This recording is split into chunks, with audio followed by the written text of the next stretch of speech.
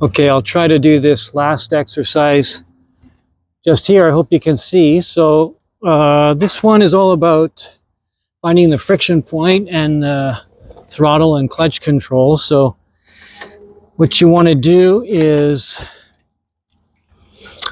not use any brake, basically. You're just rolling up and down slightly, just using the throttle and the clutch. And it's just to kind of really dial in that friction point. So no brakes. Roll back. You can try holding it on the hill. I'm just in a loading ramp here. So you can try holding it, clutch in to roll back, then back up again. Hold it.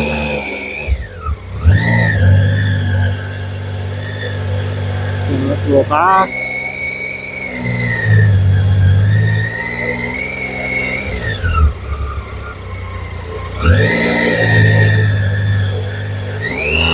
Seems pretty simple.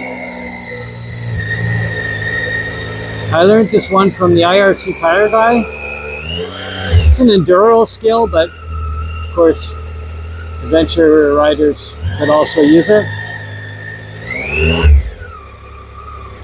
So without using any brake, just trying to, as I say, get used to just controlling the bike with the throttle and the clutch.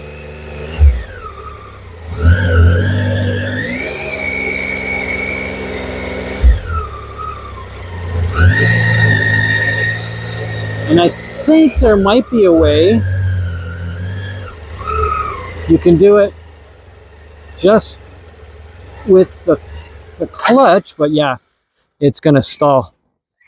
I think that if you have a bike with more torque, you can just not use the throttle and just play with the clutch. Anyways, that's it. Those are the 5 exercises that I do as often as I can.